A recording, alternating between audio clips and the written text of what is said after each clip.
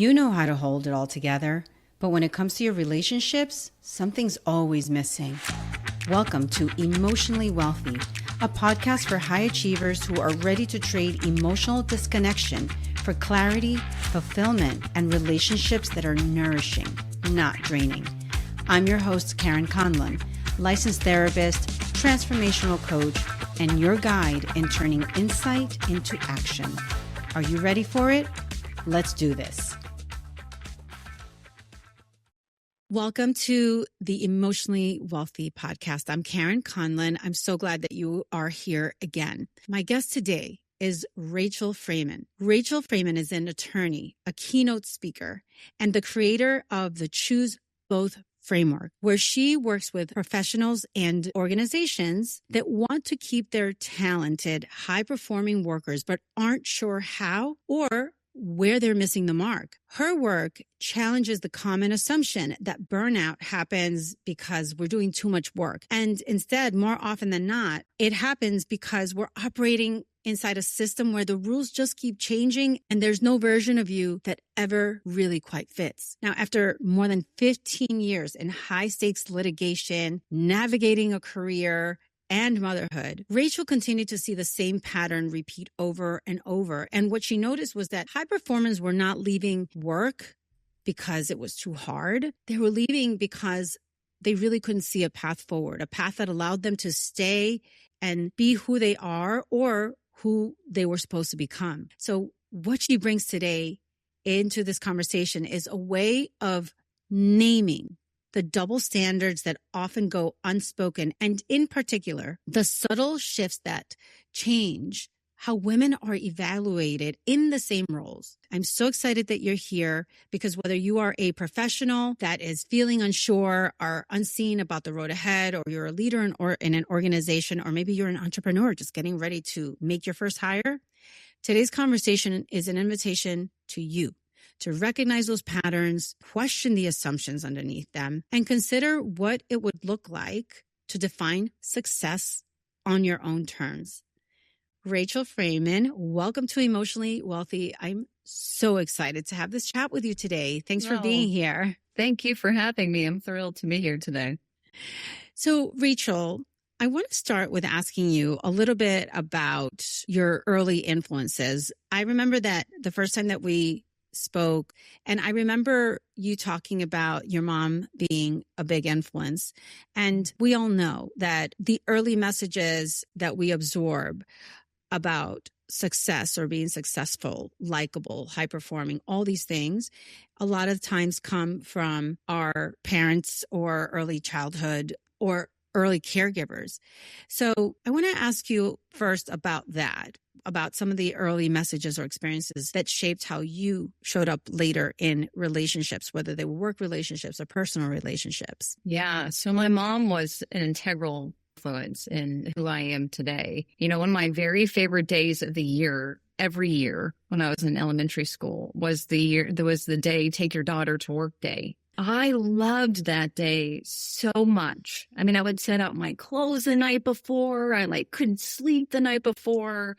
And she'd only take me one day a year on that day.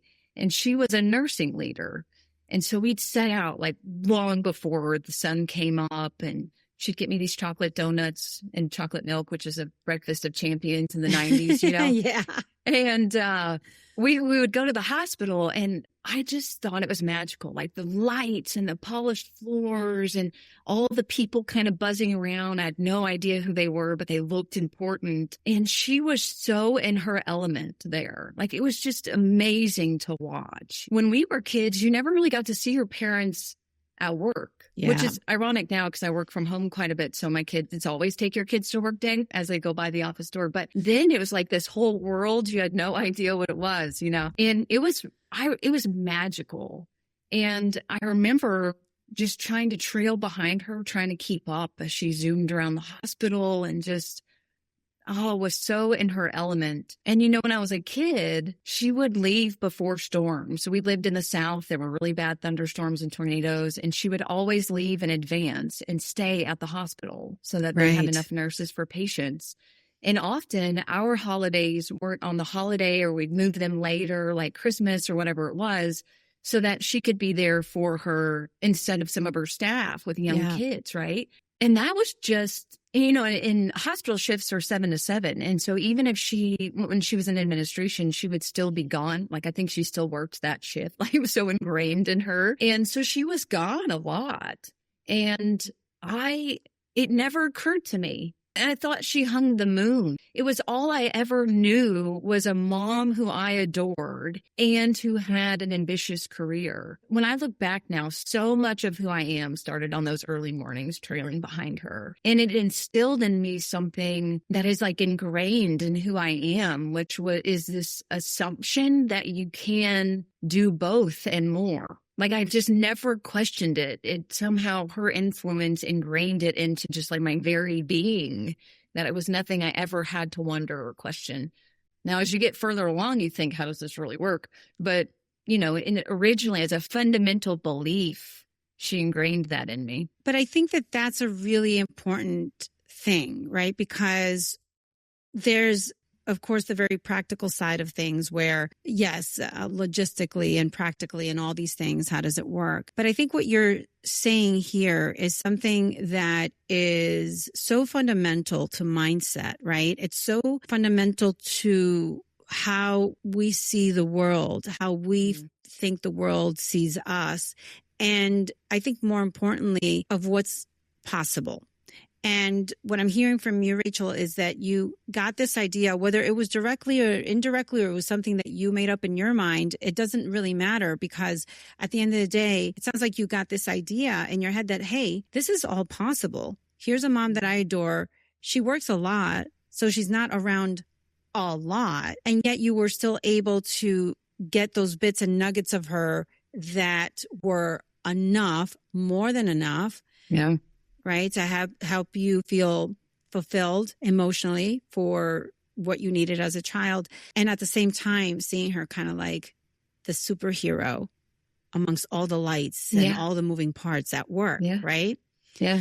So when you have that thought in mind and you start going to school and you get to an age where you start making decisions for yourself, was it an influence for you in deciding to go to law school? Was that something that you wanted to do on your own? Like, how did that influence those decisions and maybe even the courage to do some of the things that, I don't know, maybe you wouldn't have done? If you get stuck in either or thinking that it's either be a mom or be ambitious, or it's either your health or your career, like this either or, then your brain literally gets stuck in this kind of suffering of which one do I choose? Because both of those things you want, right? But when you move to like both and a thought that I can have both and more, then you put your brain in this problem solving mode all of the time.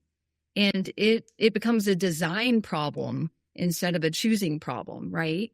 And I think that that's one thing. As I grew up, I never had that cage of, am I going to choose to be a mom or have an ambitious career? Or like, I never had that either or cage, because she's so ingrained in me and showed me as proof. Because that's the other thing, right? I think we women forget that we need proof. Like, there's so much power in being just the proof that you can do it, right? And I had that. And so it just never occurred to me to not. I think I laugh now because I think, isn't it great to be young and kind of naive? Like, isn't it great? Because I just decided I was going to go to law school, and I studied. Now, don't get me wrong. I studied so hard and I worked so hard at the LSAT. So it's not that I fell into it, but it almost didn't occur to me that I wasn't going to get in, even though that the odds were so low. Like, I wish we could all stay in that kind of naive state where we just think whatever our dream is, like, it's just going to happen. Right. And but it's wonderful, because I think because of that, I didn't spend time thinking, what if I don't get in? I thought, what do I need to do to get in? What is the LSAT you have to hit? What is the work experience you have to show? Like, it became, again, a design problem in my mind instead of a whether I could do it or not problem.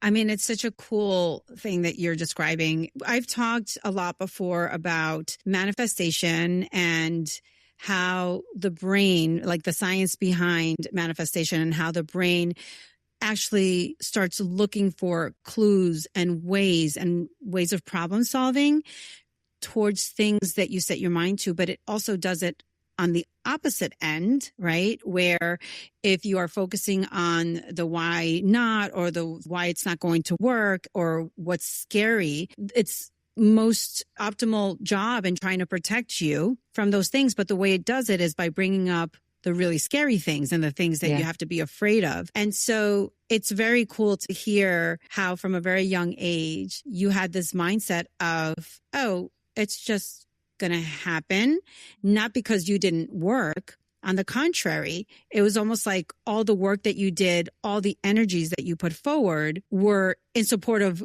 this thing that was going to happen.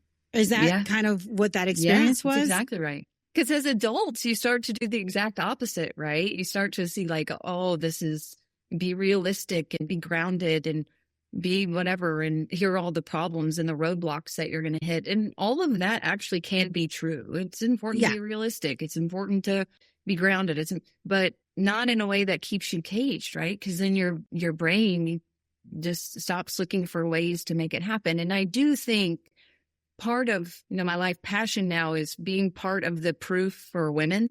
Yeah. Because having an extraordinary life, it is possible. It really is. And but we can't do what we can't see. We can't solve a problem we don't see, and we can't take a path we don't see. Right. Yes. And I really think that whether you succeed at building the life and career you want, really what determines that is whether you can see a path to doing it. Yeah. Because it's like, you can hand me a math problem, and no matter what a hard worker I am or a great person I am or how much I want to solve the math problem, like I'm not solving the math problem. Exactly. I don't know how, right? But if I have a path to do it, then I can apply what a hard worker I am, what a great person I am, my will to do it to the path to get to the end. But I think it just comes down to whether you see a path to doing it. Yeah.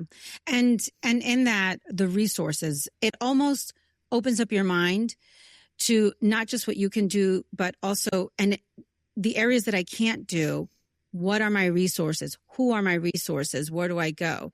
And so it feels like this whole being caged in, I want to talk about that a little bit because you've mentioned the word cage a couple of times, and it makes me think of, I don't know why. I just thought of this experiment where I saw one time where they had put an elephant within the confines of some lines around them. And this was an elephant that was used to being in a cage in a circus. And it wasn't a zoo, it was like a circus. And the elephant, even though it had all of the possibilities of stepping out, right? Because what they had put there were, I think they had drawn it on the sand. I don't remember exactly. It wouldn't move. It just kept looking around, thinking that it's still in this cage.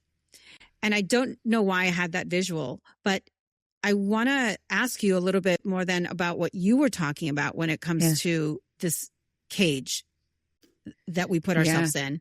Yeah, this either or thinking. So this belief that we can either have this or that, but not both, right? And a lot of times it's our career or kids, but either or thinking doesn't actually care what it is. Like it can be your health or your ambition or your marriage or your relationships. It just tells you can't have both. Yeah. And I really believe when you are in this either or thinking, you end up just standing, right? Like holding the two things you want so badly, but not going anywhere.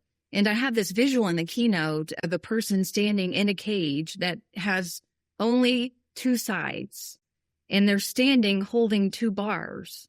And there's one side that's totally open, but they're just standing there holding the two bars. And I think that is what happens to us when we get stuck in either or thinking. Like we just end up in this mental cage we've built ourselves, and we trapped ourselves into the limited options we think we have, where that's not the reality. There really is a path to choosing more in both. And I talk about the first step of getting out of the cage is to decide to step out, dismantle either or thinking. And we talk about, one thing is you mentioned support. And I talk about the 3 keys to get out of the cage, which is, first is doing the things that make you whole. because we get convinced that life is a pie and everything we do is a slice we steal from something else, right? And it's not how it works. But the second one is defining your success. But the third one you've already hit on, which is designing the support around you. And I talk a lot about if something feels impossible, it is probably under-supported. The tricky thing about support is, first of all, I don't want it, right? Like us high-achieving women, that if we're being honest, that's the first problem, is that we don't want it. I think the second problem is we often ask for the wrong type of support. We hear support, but what's hard for me is oftentimes either I want to do it myself or I end up spending 2 hours managing the person doing the thing that I could have done myself better, right? And I think about, goodness, the difference between when I travel and maybe another person travels who doesn't have 3 kids, and the amount of lists and meals and laundry and forms and backpacks. It's like the stress of it, right? And so often we end up asking for support that's not helpful at all. It actually causes more stress. And so the design support piece for me, and the key is to find support that actually multiplies your capacity without multiplying your exhaustion. Yeah. That's like finding that kind of support that will support you and increase your capacity and not multiply your exhaustion. That's the last key to that cage. So when you talked about those 3 points, I had flashes of my life, right? Like different parts of my life, different times in my life where I absolutely was in one of those or lacking, right? In any one of those 3 areas. I want to ask you, though, for women in particular, because I feel like I don't know that this is something that men experience as often, or maybe they do, but they experience it differently. When I've had conversations with my husband about career and this and that, like, he's supportive, but he doesn't quite get it, right? He doesn't get the internal struggle.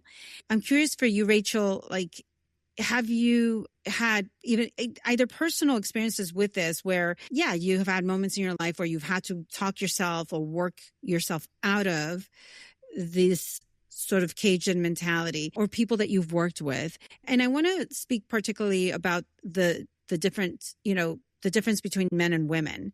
Do you see a difference? Yeah, I do. I think women in particular suffer a little more. Like I hear more for women who stay in it, right? They're choosing their career and their families, for example. Even those that stay in it, I hear from women a lot more that they suffer through it. Yeah. Right? Like they feel torn the whole time. When they go to the conference, they feel guilty the whole time they're gone. They're on their phone, they're checking, the bus doesn't come, or the field trip, or the form, or the meal, right? Like they're one foot at home. They feel bad at bedtime. They feel bad when they call and the kids are upset, and they're not really at the conference, right? Yeah. And so the next time they skip the conference, and I've done this, you skip the conference or you skip the work meeting, and then you spend the whole time being like, oh no.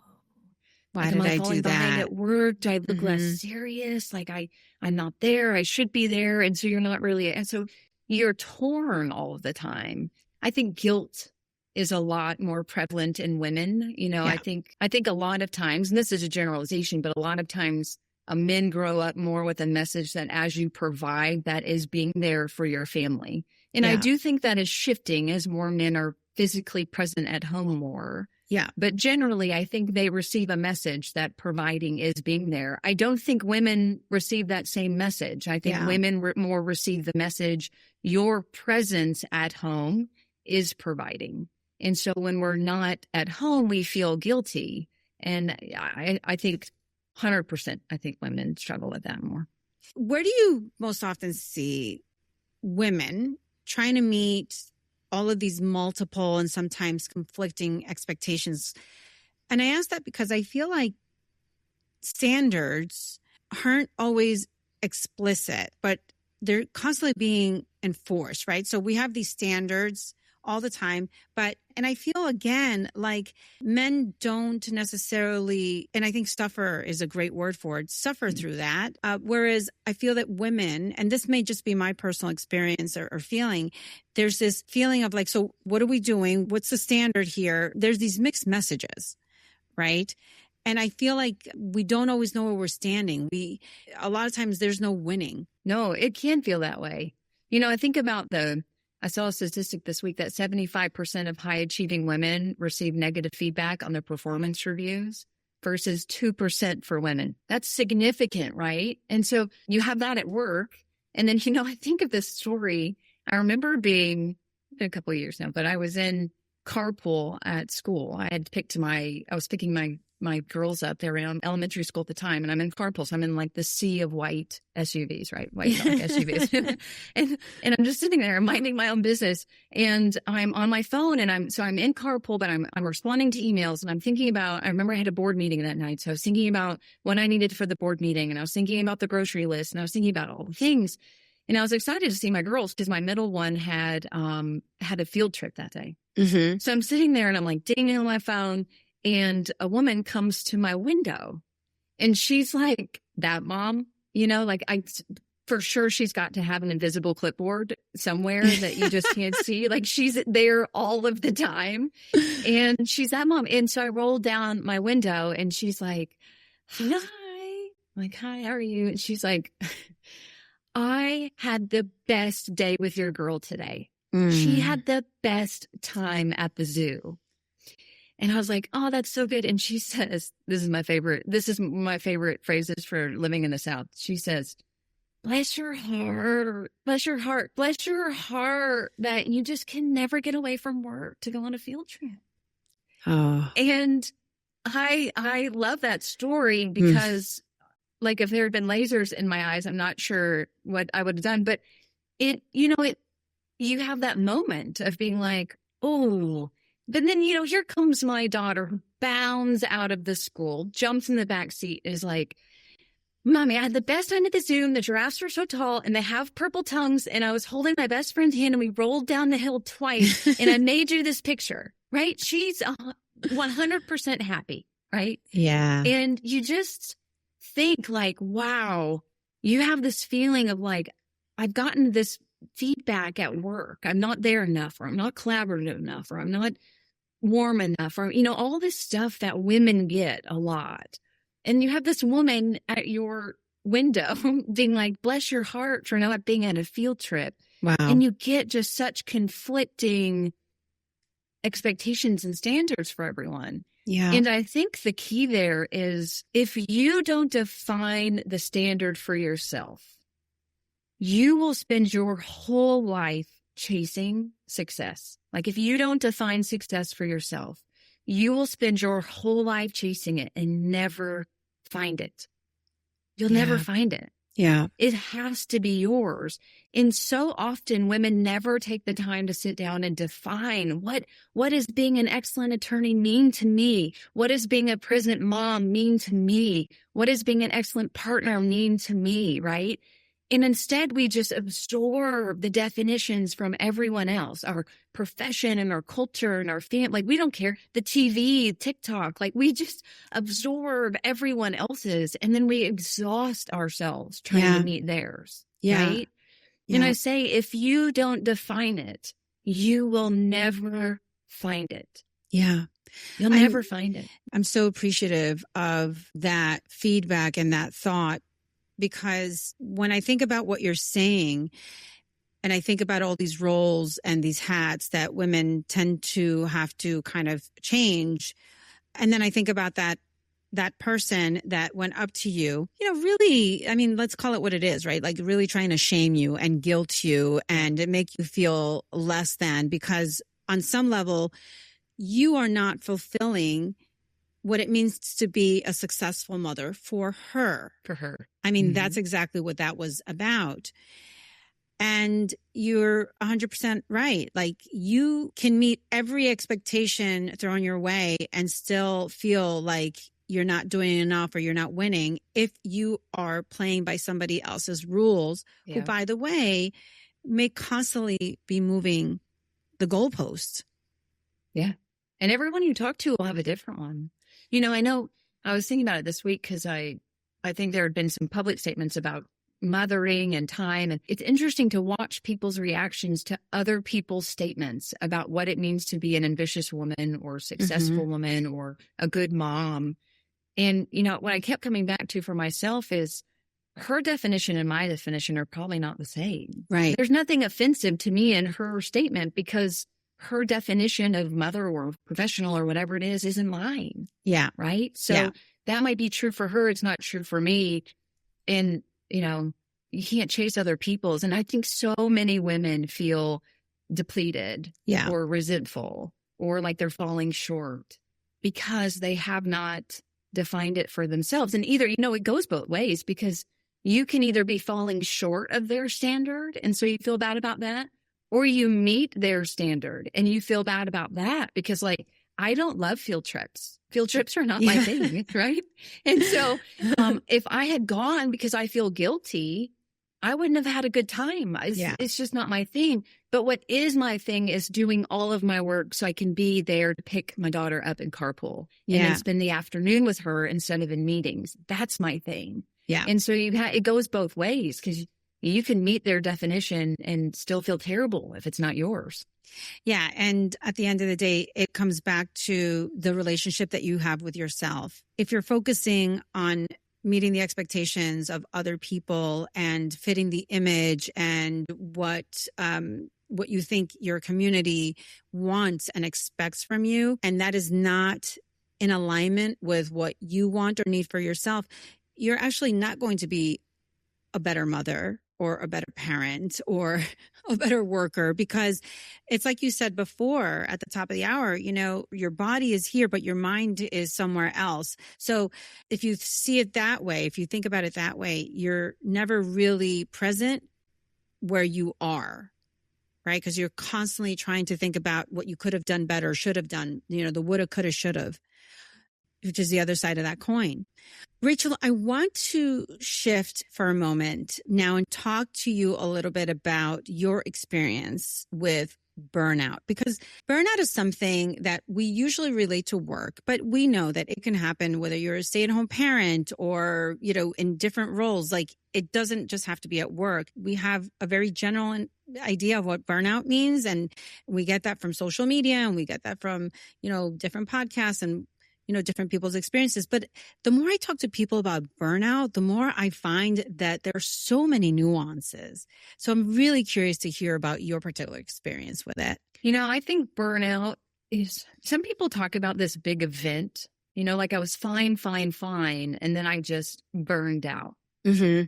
And what I see in women and what I've seen in myself is that there are these hundreds of micro moments of kind of burnout and micro moments of decision making that either lead you closer to burnout or closer, farther away. One thing that came to mind when you were asking that is I had a particularly frustrating day at work, and I called my mentor, and I was just like, how have you done it? Right? Like, well, how do you? Was your mentor a woman or? She's a woman. Okay. She's a woman lawyer. And her response was so interesting. And I think something that should be normalized, because I think that's the truth and we don't talk about it enough. Her response was, I've wanted to quit a million times. And there have been seasons of my life where I kept just saying, I might quit after this case. I'm going to quit after this case. I'm going to quit after this. I'm going to quit when we get, a new whatever. When I'm not in this role anymore, I'm going to quit. And it was such a liberating moment for me, because so many times, like, even when you buy into the philosophical part of, I believe I can choose both. Like, I'm on board with that. Yeah. What ends up happening is it falls apart. Like on Monday morning at 7 a.m. when you don't should I take the kids to school, or can I get my mom to the doctor's appointment? Or in the afternoon when you think, or in the evening, when, do I get on this board meeting or do I do bedtime? Like those times where there's tension. Yeah. And I think sometimes we say burnout when the tension between two things we want becomes so much that we feel like we have to resolve it. And you think, I'm burned out. Like, I just can't do this. There's no way I can be a mom and a lawyer. It's like, you're just in this moment where the tension is so much, you feel like I can't do this anymore. And I do think when you trace back, it's like these micro moments You know, one thing I've seen of the women I've worked with and mentored in particular is we walk ourselves to burnout a lot of the times because we feel like we don't have a choice. And so we make one choice at a time that gets us farther away from the life or career we want. And then we just get to a day where we think, like, you're so far away from it, you kind of collapse. Because you're not doing the things that make you whole. You're not doing the things that fill you up. You look at your life or career and think, this is not what I want. And we kind of call that burnout, right? Yeah. It's the one decision at a time. And I think a lot of times, if you don't know how to make one decision at a time towards the career and life you want, you will burn out no matter what you do. Yeah. You'll burn out as a lawyer. You'll burn out as a mom. You'll burn out in your workouts. You'll burn out in your relationships. Like, if you haven't found a system for making the decisions and your own standards and the life you want and how to navigate yourself there, I think you'll continue to hit burnout, right? No matter what you do to try to relieve the tension. You know, one of the things that also I thought about as you were talking about your experience with burnout with the people that you've mentored is that I feel like people, like high achievers in particular, but like, you know, people in general, I don't think they burn out from like too much work necessarily. I think it's, to your point, I'm failing, right? I'm either doing it all or I'm failing. Kind of going back to that either or mentality, right? Like it's all or nothing rather mentality.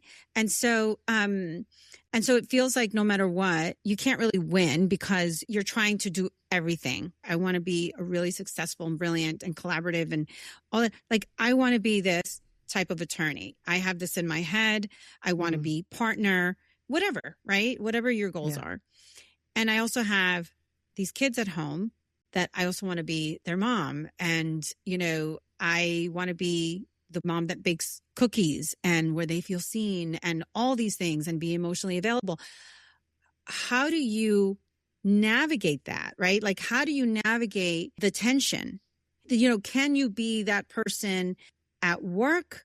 Do you have to choose, right? What are the choices that we have to make when you are making these decisions about, I want to do this and I want to do that, but I want to be great at both of them? Does something give, right? Yeah. Do we sacrifice? Do we have to give something up? Yeah. And that's an either or thinking, right? I can't have both. One thing in my life comes at the expense of another. And we really do get trapped in this idea of life is like a pie. Like every slice I give to my career is a slice I'm stealing away from my kids, right? Or an hour with my kids is an hour I'm falling behind at work. And that's how our mind is viewing it, which is what is so much of what makes us suffer and burn out in the end, is this pie. And the reality is life is, and here's what happens when we think that way. We start to give things up. Like, we shelve our ambition, right? So many women exit the workforce altogether, or we don't excel at work. Like, we shelve our ambition, or we step out. We're not at home as much, right? We shelve kind of our personal life, or we drop our hobbies, or whatever it is, or we miss our health, or neglect our health, right? So we stop doing the things if we think that everything we do is stealing from something else. Yeah. Or there is no pie. That's not how life works, right? Like, when you go on the run or do your hobby or go to your board meeting or you're at every ballet recital, those things aren't stealing from each other or your life. They are your life. Yeah. Like, they are your life. And so the first thing is that, like, you really have to embrace, like, the things in my life are not stealing from each other. There's still going to be some tension. And I think the key is you just sit in the tension. And for me, if you've defined what it means to be success for you, so I have 5. They are my North Star, like just 5 words. They are my North Star. Everything that comes, every decision in the day, everything I do is filtered through those 5. And then I've defined exactly what those mean to me. Like, one of them is an excellent mom or a present mother. One of them is an excellent attorney. Like, I know what those mean to me, right? Yeah. That's the first step, because it's interesting. So many of us feel like we don't have enough time, and we wonder how other people get so much done. Well, we all have the same amount of time. It's whether we're managing us, right? And so many people say, how do you do it all? Like, how do you have the career and the speaking and the kids and the how do you do it all is I don't do it all. Like, all is not worth doing. I do 5 things. And I do 5 things. That's what I do. And I do those extraordinarily well, but I do those 5 things. The one thing to start, because some people are being like, but how? How? Okay. Choose 2 things that are totally non-negotiable for you today. Without judgment, without like a lot of overthinking, what are the 2 things today? So, yesterday I had a big work meeting and I had a doctor's appointment for one of my kids. Those were the 2.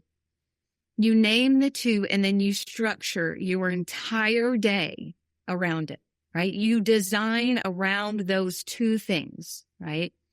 And then you show up again tomorrow and you do that same thing. Yeah. So like for me today is this podcast with you. And I've got one project at work that I've committed is getting done today, right? Other days might be a recital or a sports or working out. It doesn't matter what your 2 things are. Just choose 2 things that are your both, and then design your whole day around them. It sounds so simple, but here's what happens. You do it today, and then you do it tomorrow, and then you do it the next week, and the next week, and the next week. And all of a sudden, you have 365 days piled on top of each other where you've chosen your 2 every day. Yeah. And you've chosen both. And you look at your life and you think, wow, like this is the life I want. Like, so how am I doing this? Like I'm building the life and career I want, right? 2 things at a time every single day. Yeah. Now the opposite is true too, right? Like when people are like, oh, this is not, how did I get here? Like this is not, all of this isn't working. 99% of the time when I work with them, it's not because they've made some big decision that got them super far away from the life they want. It's that they didn't make the 2 every day. Yeah. Right? Because those stack. It gets you one decision at a time, gets you closer to the life and career you want, or it gets you farther away from it. This is incredibly powerful for me personally to hear, because when I think about how I start my day and the things that are on the list, I start off with, okay, here are these 5, 6 things. And then reality hits, right? Oh, the dog now needs to go out. Oh, wait, I have to go pick this up. Oh, wait, I have this client meeting. And I think to myself, wait, where did all this go? And then at the end of the day, a lot of times I feel like I have failed. Mm. And what I'm hearing from you is a number of really powerful things that are very doable. The first thing is that there's a roadmap of values that you have, these 5 top values that you have, that you keep very close to you, because those are the things that are going to lead your behaviors, your choices. These are the things that are going to keep you in alignment with your actions, right? Like the actions that you take on a daily basis are in one way or another to fulfill or work, not fulfill, but work towards one of those things or 2 of those things that day, right? That are in alignment with your values. Yeah. The other thing I'm hearing is don't overflow your cup. Choose 2 things. You don't have to do all 5 just because you have all these things on your list. Doesn't mean that you have to work on them every single day, right? Be intentional and purposeful, which is the other thing that came for me. And then there is the very practical part of it, which is, name the things and then structure, put it in the calendar, do whatever it is that you have to do to make it actionable. Yeah. So there's intention, there's purpose, and there's action, right? Did we just go over this amazing framework, the Choose Both framework that you have? Because I am all in, let me just say. Yeah. It's really close. The Choose Both framework I have found in my own life and with working the hundreds of high achieving, particularly women that I work with, there are really 9 decisions standing between you and the life and career you want to build. And that's the Choose Both playbook. The one thing I love about it is it's not you do this and then you do this and then you do this. it really is 9 decisions you have to make. And one of those is, for example, defining success. Yeah. Right. So it's a decision. I don't tell you how to define success. Nobody, we already talked about, you can't absorb other people's, you have to decide it. And what happens is as you work through the 9 decisions, it's your path.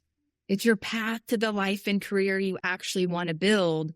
And I think that we spend so much time thinking it's not possible.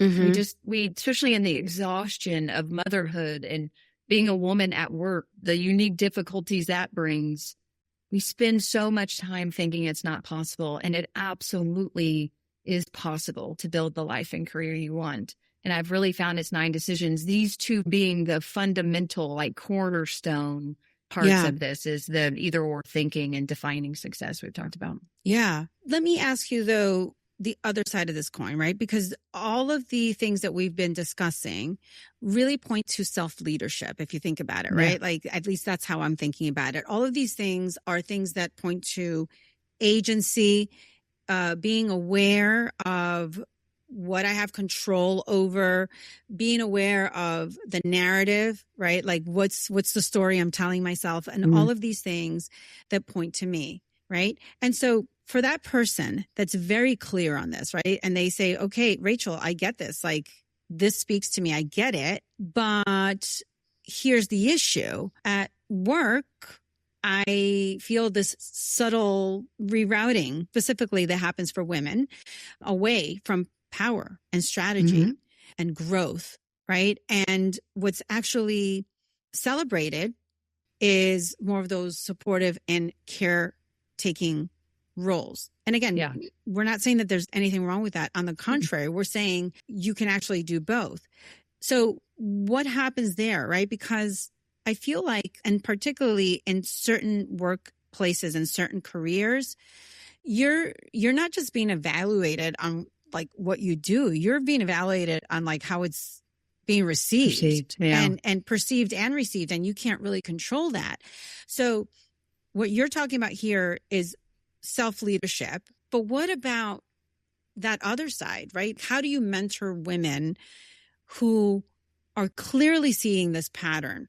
How do we manage that as women? What do we do with that? Yeah, it's one afternoon I think I was walking to the bus stop to pick up my kids, and 2 of my neighbors who are really good guys were talking about investing. So I'm kind of walking up behind them, and they were talking about something that they were trading, and one had made a significant amount of money on it. So I was like, hey guys, because, I would love to be part of that conversation. Yeah. Like you let's talk investments, bring it on. We all like it. So, but as soon as I stepped in, the conversation shifted to, oh, how are the kids? Right. And there was 0% talk about the investment after that. And it was not nefarious. These are not mean people. They weren't trying to keep me out. Like they just, it's interesting because I posted that on LinkedIn once, and the pushback I got was interesting, and it was only from men. And I remember one of the comments being like, oh, they were just trying to be nice. And I do think in their mind that they were trying to be nice, right? Yeah. In their mind, they were asking me something I could relate to. But what they don't see is I can relate to investments. I can relate to being a business person. I can relate to all sorts of things outside of being a mother. And I love being a mom, and I'll talk about my kids all day long. I think I'm on the moon. But I also want to talk about the money you made on your stock. Right? I'm a businesswoman, right? Yeah. And those 2 things don't detract from one another. And so we have that in personal lives. We get rerouted a lot, I think, as women. And the same thing happens in organizations. Yeah. And I talk a lot about, the glass ceiling can mean 1,000 different things. And I think it is 1,000 different things.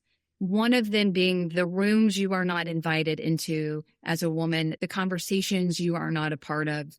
I think one thing for women that's really difficult is the very traits that are respected in us when we are brought into a role are the very things that are then judged harshly as we elevate in our role. Yeah. And, in that same conversation, actually, with my mentor, we talked about one frustrating thing, I think, for women is this the double standard, like Yes. this different standard that comes up in that stat about the 75% of women receive, negative feedback as compared to 2, because what can be perceived in others as directness is perceived in, a woman as cold. Mm-hmm. What can be perceived in men as good leadership boundaries can be perceived in a woman as not being collaborative.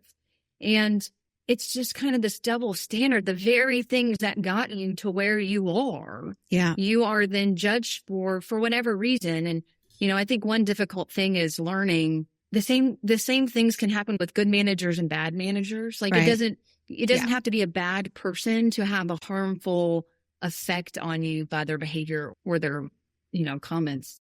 I think we talked about before, but one thing that kind of lit a fire under me to start all of this work was both the women I was already working with, but then I was asked, I was on a call once with a manager, and I was asked, I had put on something that I had a couple of speaking engagements coming up.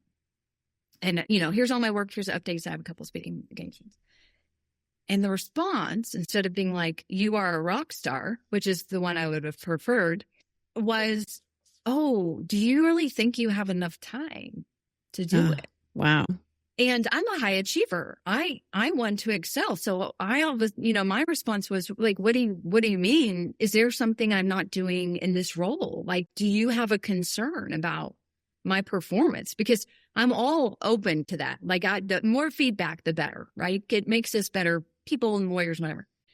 And the response was, no. I just want to make sure you have enough time, like with your kids. Like you're hearing me wrong. It's not about doing your work. You're doing great. I just want to make sure you have enough time for your kids. And I thought, are you kidding me? Wow. Like talk about something that would never be said to a man. And he was not trying to be me. He was not trying to undercut me. This person he was a great person. But the effect of his words is really harmful, right? And I thought, like, man, if I was a younger attorney, that would have devastated me. I would have taken that as negative feedback about my performance or my abilities or being a mom. Like, wow, way to kind of hit on the very thing that would be a woman's fear, right? Is not spending enough time with her kids or being there for her kids. And, it's funny because the reality was, those times that I was going to speak were times that my kids were scheduled to be with family. Right. And so you didn't need help managing that. Right, you didn't need help managing your calendar. Thanks. And so I think women hit that a lot. Like, it's shocking the stories I will get from women that come in and say like what they were told after they had kids that they couldn't do, and I've had that same fear. And I thought I have to be the proof for women. Like it is a responsibility at this point to be out there and say like that conversation, you are doing it right. Like you can have both and choose both. And there are things that are going to be said to you that would never be said to a man. There's perception that's never going to be the same. But that's why it's so important to have your path. Yeah. Because that did not move me. It frustrated me, but it didn't deflate me. It didn't set me off my course. It didn't, and that's where you have to get to. And I think so many women are deflated and they shrink long before they get to a point where that conversation wouldn't push them off their path anymore. It's one of the reasons I'm so passionate about talking about it. Well, and I mean, that's why these conversations, like the one that you and I are having and your keynote and the work that you do, that's why putting this conversation and these conversations out there is so important, especially for the younger generation that's coming up and they're hearing all of these, in some cases, microaggressions, whether they're on purpose or not. Because again, like that person completely trying to be nice and caring and listen, I mean, I'm a psychotherapist, so my mind goes to like so many other places about what is it about him that needed to make sure that you as a woman were fulfilling your role as a mom. But, I digress, right? Yeah. But that being said, I think that this is why these conversations are so important to put out there, because just the same way as women need to have that support and have these needs, a lot of times these things we're not able to articulate them. So having somebody being able to represent, and like you said, here, I'm the proof, and actually here's some words around it. Right. Yeah. I think it's the same thing for men, because, for example, that post that you were talking about, and that gentleman who was like, oh, they're trying to be nice. They were trying to be nice, but there needs to be an education around, just because you're trying to be nice doesn't mean you're helping, right? Like if you're an anxious parent, for example, and you're kind of a helicopter parent, you're doing it for many reasons. It's not to hurt your children. You're probably trying to protect them, and you're trying to maybe protect them from things that you were afraid of. Yeah. Are you actually helping them though? Or are you giving them a perception that the world is unsafe and that they're not able to do things on their own and that you need to do things for them? And, the impact is a lot greater when you're lacking that self-awareness and of what happens. But, the impact goes way beyond you in the moment. Yeah. Yeah. I always tell my kids, when a car hits another car, it's the same damage, whether the person meant to do it or not. Right. Just saying I didn't mean to hit you doesn't take away the damage to the car. That's right. In your keynote work and retention consulting spheres, what are you helping organizations understand about why their best people leave and what it is that actually needs to change? Because, you were saying and talking about how 75% of women, high achieving women, get negative feedback. Yeah. Right. My assumption is that if they're high achieving, they're probably performing really well at their jobs. So what's the deal here? Why are we getting negative feedback? Why are high achieving people getting, in general, also, I think, negative feedback on some level, maybe women more than men, but still? Yeah. What do these organizations want out of their people? Yeah. The first thing I do is to try to communicate the actual cost to the organization of losing people. I think it is the most under-budgeted, misunderstood line item. For lawyers, the study just came out recently that it costs $1 million to replace a third-year associate. These people have only been practicing 3 years. $1 million when you calculate the cost of the salary and the replacing and the time that they're not billing when their seat is empty for 6 to 9 months it takes to refill. $1 million. Okay. So that's the first thing I work with organizations, is to really understand we're talking about profits. We're not talking about just wellness. We're truly talking about a profit issue for your company. The other thing I do is the thing that everyone needs is a path. They don't need pizza or ping pong or, none of that. What about pickleball? Not pickleball nobody's either? you know what? I don't see a path to partner here, but they have pickleball, so I'm in, right? They don't, those things are important and they're good, but they don't keep people. Yeah. What keeps a person is truly finding a path. 38 million people left their jobs last year. 38 million. They quit. They weren't fired or laid off. They quit.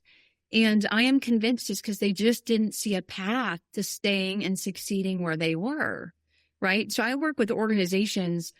Here's how do you keep women. In particular, you show them a path to staying. Yeah. And I have the path that will work. Now, here's the cool thing about Choose Both is it works for the woman in her career and her life. And I think that's really unique. But what so many of us need that we don't have is somebody that says, here's a path and we'll walk it together. And that's what my retention engagements do. For 6 months, I show you a path and I walk it with you.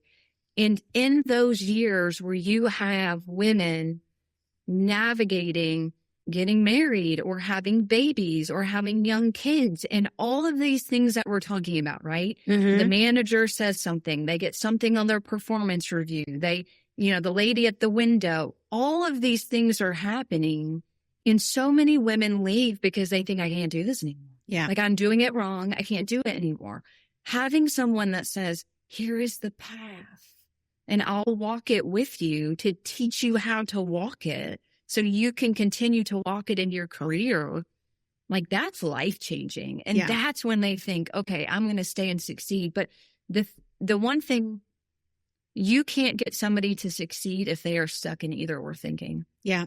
You just won't. Yeah. Like that's the first thing. And that's why I focus so much on the keynote is you can't get a team to succeed if they're stuck in either or thinking. You can't get a leader to succeed. You can't get people to stay if they're stuck in either or thinking. And it comes into every context, right? Yeah.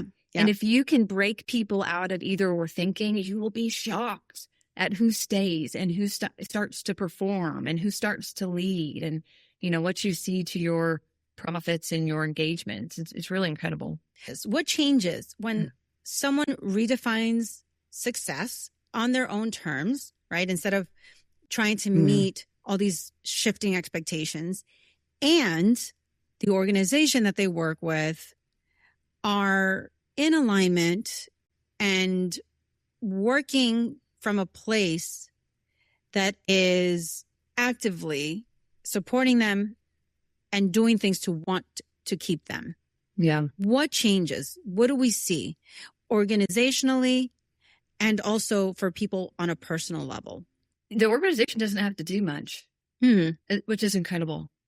What changes on the personal level, because if you're bringing me in, you are committed to retaining this person. So one, you weed out some organizations just by that. With the individual, what shifts is what really coming back to where we started, which the shift is from which one do I choose, which drains the life out of you. Like living in the tension isn't hard. What is hard is fighting the tension. So you shift from which one do I choose to how do I design for both? And it becomes a design issue day by day by day. And what is amazing is it's a snowball effect, right? So the more you choose the both and they start to compound and your life starts to look like the life you actually want and your career starts to look like the career you actually want, you get this fulfillment and this like joy and you're having more fun. And it's just this amazing snowball of when you show up kind of whole, like you're having fun and this is working and this is what you want. When we show up to what we want, we excel. Like we connect with the people who are there. We achieve more than we even thought. Like when it's what we want, we will kill it. Yeah. 100%. 100%. And I say that because I've been on both sides of that coin. And when I'm working without guilt and in my wholeness and just allowing myself to be fully obsessed with what I'm doing and into it, I feel that part of me gets fulfilled. And then when I show up as a parent, I can be fully present in those moments. And I don't feel bad that, we're just spending, an hour or two here because I'm totally in it for that hour or two. When we show up, when it's what we want, we will knock it out of the park. Yeah. Yeah. And we will have fun while we're not always, but we'll have fun doing it, right? Because excelling is fun. Yeah. That's a better way to say it. It is amazing. Sometimes when people say you're so busy, it's like there's a certain level of busy that keeps out the extraneous. You know, if I only have the 2 hours, I could be with my kids all day long and never connect with them. Yeah. Or I can see them for an hour and a half or 2 hours or 3 hours that day. And if you are all in, like you are going to have a connection that's greater than being half in all day. Same for work. If you are all in on your work, the amount you can achieve is exponential to showing up half in for a year, I love it. I'm so excited. I'm all like happy and tingly inside as we're talking, because not only is it something that for me, as anybody who listens to this podcast has heard me say this 1,000 times, I am a recovering high achiever. And so someone like me listening to this truly, truly understands what you're saying, all those feelings. I've been there, whether I've been working for someone or on my own in my own businesses. And I know that anyone who listens to this and hears what you're saying, especially as a woman, will absolutely feel seen and heard. For the person listening who is ready to do something, right? Let's give him something to do. Let's give him a small, maybe gentle start. And it could be, I know that before you suggested, you could do 2 things, right? But is there anything else that you might recommend for someone who's ready to maybe start doing something, maybe not all in, but, they're ready to start testing the waters? Make your list of 5. And it doesn't matter what it is. It could be excellent, lawyer or present mom, or could be the amazing jiu-jitsu. It doesn't matter. And don't make it hard. It's not a SMART goal. Yeah. It's just a couple of words.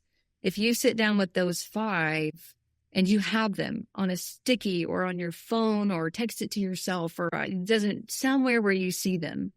What's interesting is if you come back to those at the end of the day, you're probably a lot more successful than you think.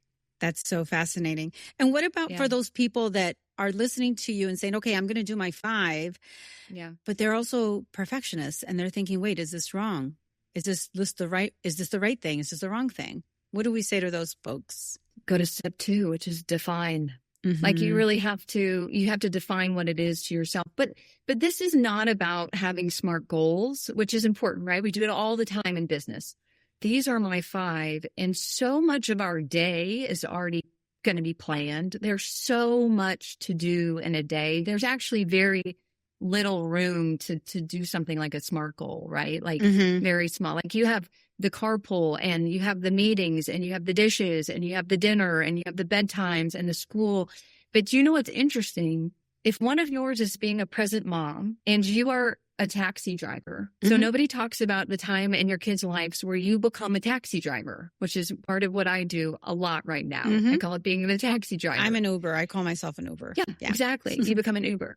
When you move your mindset to, I am wasting so much time in the car, to look how present. Yeah. I'm a present mom in the car. Yeah. It's amazing what your kids will talk about in the car. Right. Yeah. And so maybe you don't have a ton of time at night and your time is the car. Or when I do the dishes, you know what? Or making dinner. That's part of being a present mom. And so it kind of turns the task. And this is one thing I think separates men and women. We have so many hours that we take of the invisible labor that we're doing. Mm-hmm. If you turn those into, this is all building to the life that I want. That mindset shift is life-changing. Yeah. And, same thing at work. This is building to being, I don't love this project, but this is building to being an excellent attorney, or I'm at this conference and I can be all in, because this is going to being an excellent attorney. So when you have those 5 written down and everything in your life is going towards those, that's what I would say for the first step for somebody. In the daily card, really do your 2 things for that day that you're going to get done. It's going to fall within your 5. And the compounding effect on those is the work. Yeah, I'm actually super excited to start this myself and do my 5. And see where this goes. So, Rachel, I have one last question for you, which is, how would you define emotional wealth? Yeah, I define emotional wealth as knowing what is important to you and then choosing it. Knowing that your life and career, no matter how imperfect, no matter how chaotic sometimes, no matter how exhausting they might be, that it is the life and career you actually want. Yeah. That's wealth. That's amazing. I love that so much. Rachel, where can people contact you? I want everybody to know where they can learn more about you, about your work, listen to your keynote. So give us a scoop. Where can people contact you? Yeah, so 2 places. You can go to rachelfreyman.com. You'll see me there. Or you can find me on LinkedIn, just Rachel Freyman. I post quite a bit on LinkedIn. Okay, wonderful. And we're going to make sure to have all your information in the show notes. Rachel, thank you so much for being here. Thank you for having me. Amazing. And I loved it. I wish we had more time, and maybe we'll just do part 2. Let's do it.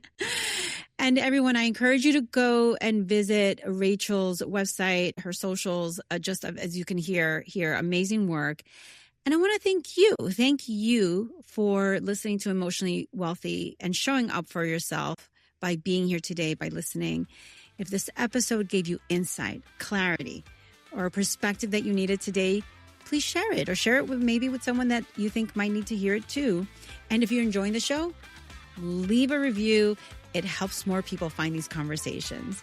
And until next time, stay curious, stay connected, and stay emotionally wealthy. I'll see you next time. Oh, hey, quick reminder for you that this podcast is for informational purposes only and is not a substitute for professional advice, diagnoses, or treatment. Always consult a qualified professional with any questions you might have. Thanks to our friends at BuzzSpear for helping with post-production and distribution.